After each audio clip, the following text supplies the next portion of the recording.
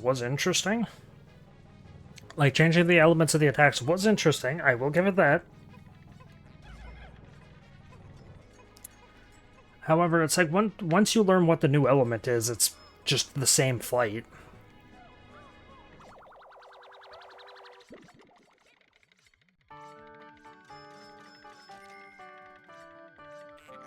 Paralysis bomb, yeah, so that would have been very bad. Also, yeah, the video's just split, which means that this last part is going to be just credits. Something Mastermind? Yeah, Mortal Mastermind.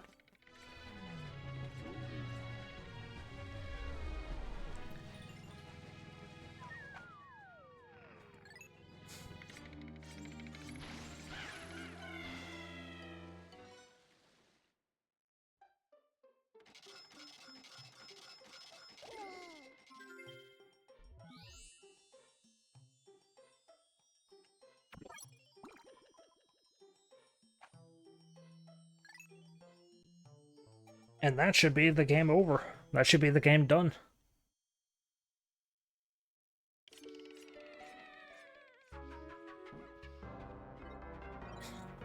You've collected every treasure.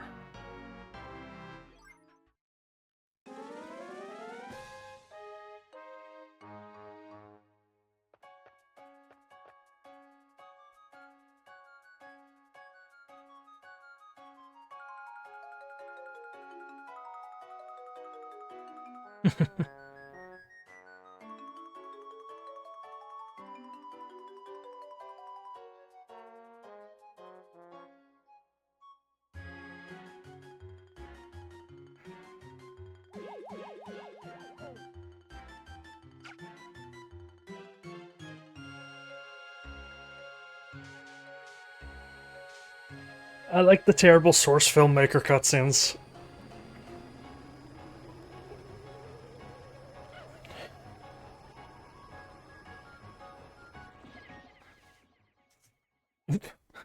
I could just reuse the Pikmin 1 cutscene, but didn't edit out the sound of them beating up the Bulborb at the end. That's cute. Because you could hear them beating up a Bulborb. I'm surprised they didn't just duct tape like PNGs of like the ship on the side of it as well, like they did here with Louie.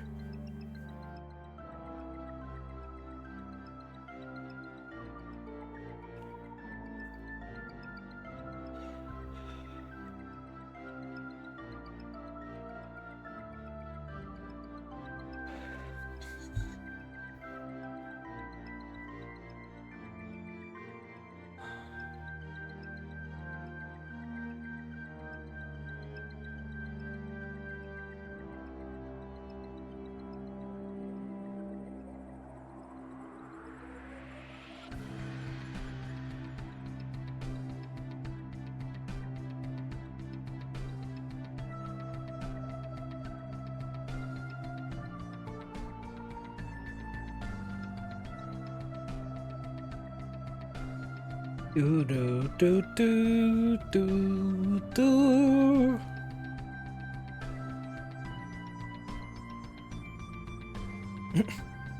The ship just duct taped to the side of it.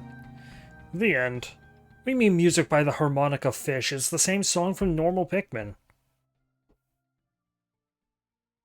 I guess he extended it? Or they, like, did the audio balance? I don't know.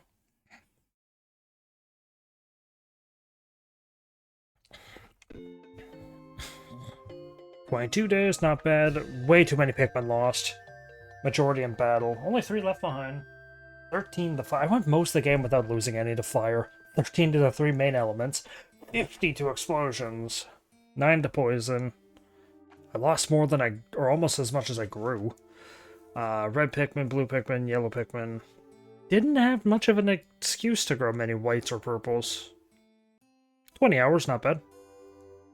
Sadly, that's 40 videos if I cut them all in, like, if considering they're all, like, cut in 30-minute increments.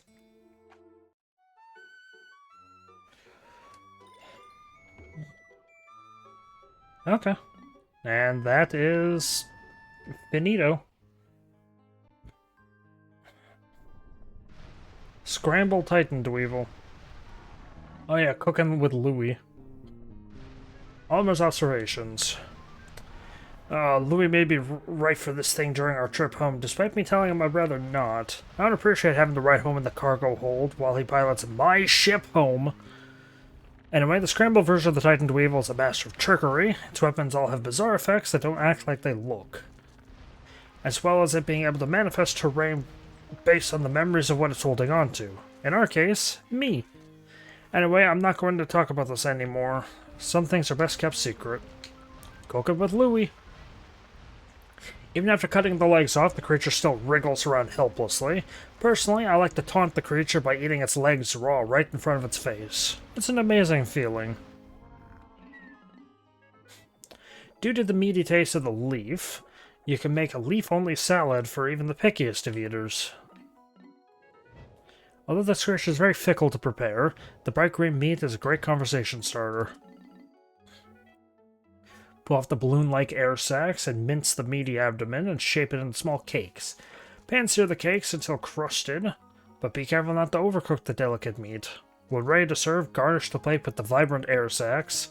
Even the most discerning dinner guests will even be dazzled by the colorful preparation.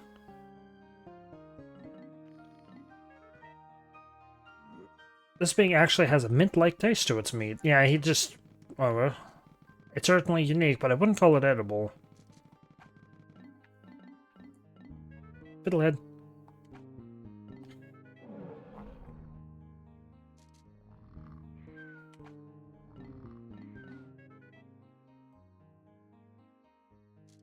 Oh, is this the same dialogue as usual?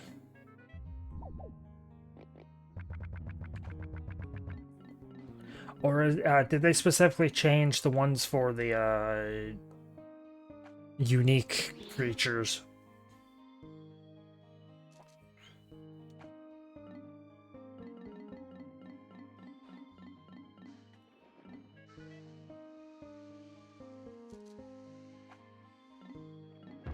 Does it still... Yeah. What was it? Thunderings. Okay, so he keeps the same dialogue. If it's not a creature added to this.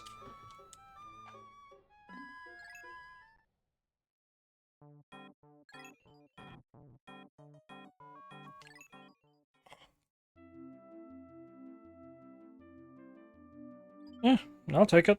That was a fun ROM hack. I liked it. There were some questionable design choices.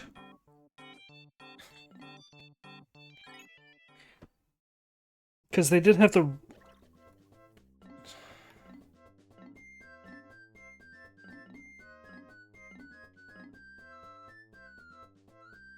Bulbman Gardens. Shaded Cove.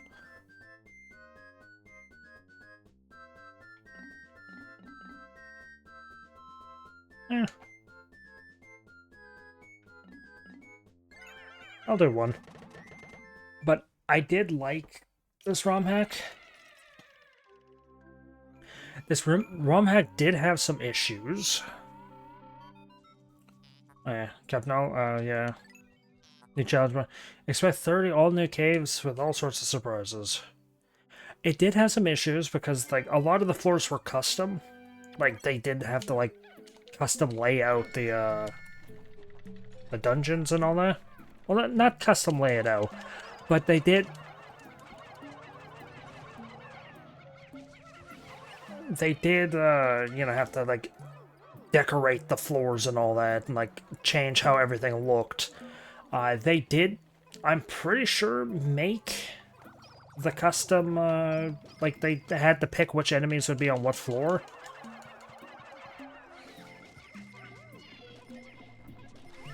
So there are some design choices that I am curious about. I did learn, you know, partway through that the game does have procedural, like, generation, and that wasn't just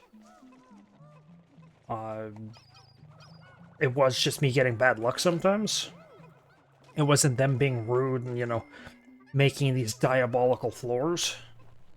As much as I wanted to blame it on them sometimes, and I frankly did blame it on them sometimes. Just get me out of here.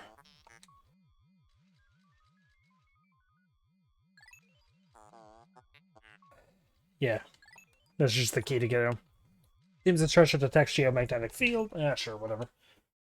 So, like, I am curious what made them decide to put, like, 5, like, decorated cannon beetles on one floor.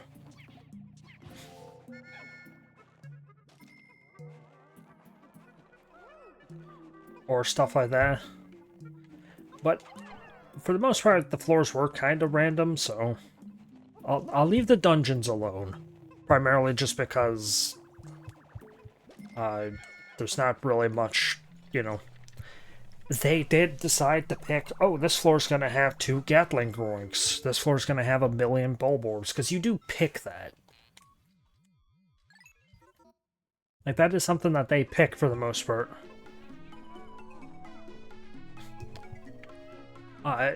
So there are some design choices I want to ask about there, but I'll just leave it be.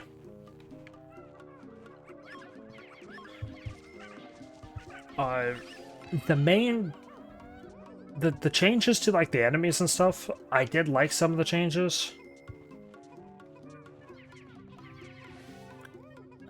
I didn't like how, like, the enemy you fight the most... Not counting floors where you fight 1,000,000 bulborbs, like bulborb babies. I don't like the fact that the enemy you fight the most is water dumples.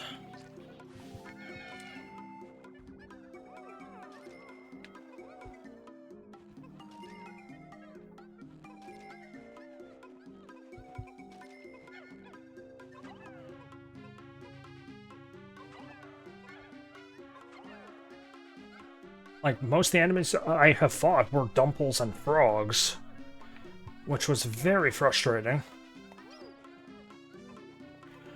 The changes to the enemies, I love how the white Wollywogs were so much easier to fight this time around. Meanwhile, the purple ones were kind of meh. The changes to the puffy blowhog and the withering blowhog were nice. The withering was just as annoying, but manageable, because creatures can't really eat Pikmin if they're in the ground. I guess the only other thing I can talk about is the overworlds. Having Wistful Wilds be the first place you go was interesting. I did like how linear most of the maps were. It's like, oh, go into one cave. Or sorry, it's just as linear as base game. It's just as linear as base game, but it's more in your face about it. The ship outright told you most of the time when you had to go back to previous areas.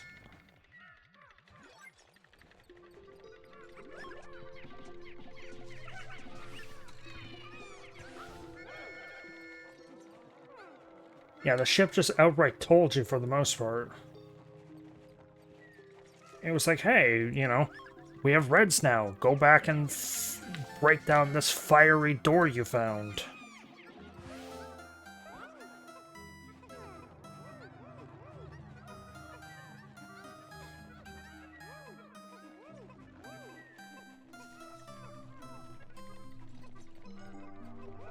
But other than that, it wasn't too bad, I guess.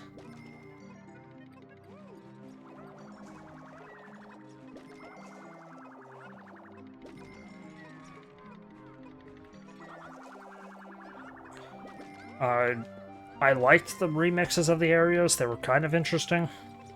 Wistful Wild being, again, the first area you go to was fun. I don't know how I feel about the fact that... Actually, I'm going to turn this down because it feels like it's too loud.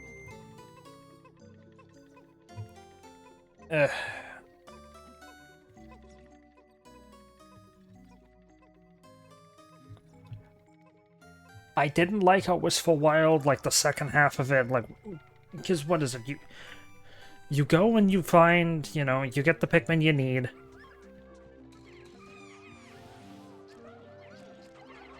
Ah, son of a gun. I was about to perfect this too. Oh well. I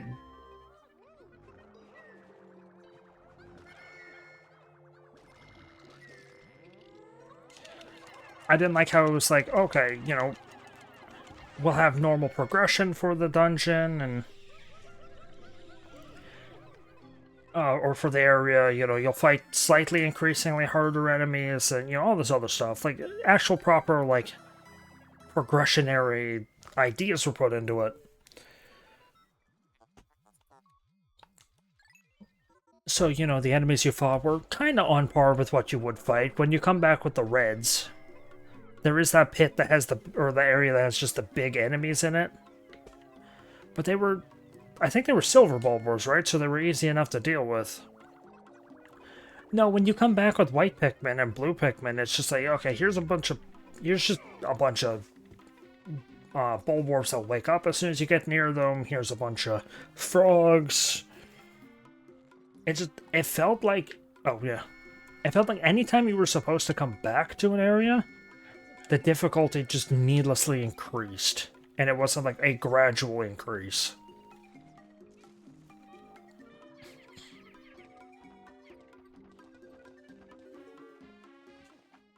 It wasn't like a gradual increase. It was like, oh, you came back to this area? Yeah, here's an Emperor Bulblax next to the ship.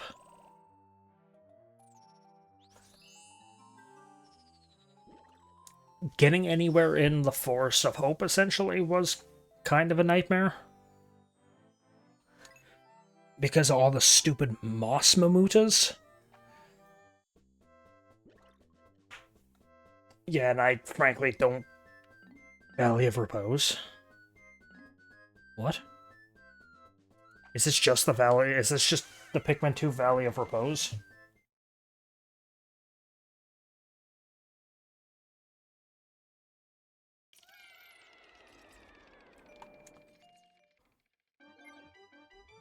Kinda.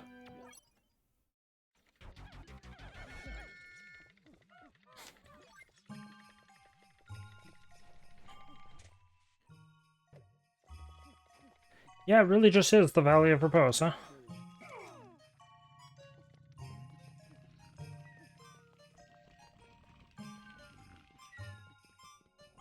Does it even go as far as the outskirts?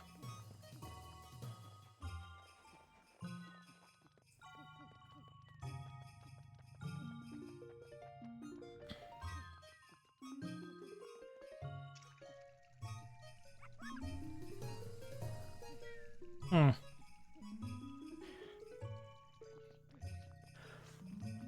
Anything else I could say? The unique treasures were kind of whatever. Do you have a treasure up here?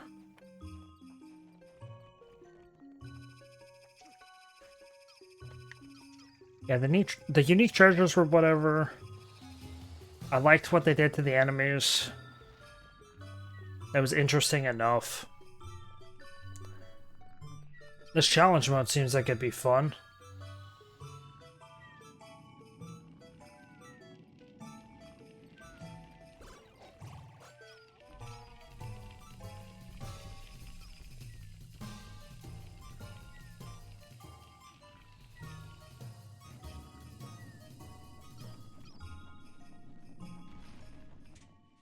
Yeah, I don't really know what to say. It was interesting enough.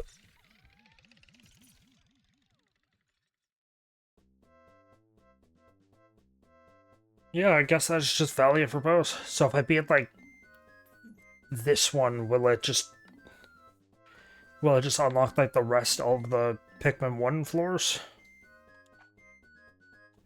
Or Pikmin 2 dungeons? And what about Pikmin 1 dungeons? I don't know. I don't know. I liked it. It was fine enough. It may not have been better than Pikmin 2 normally.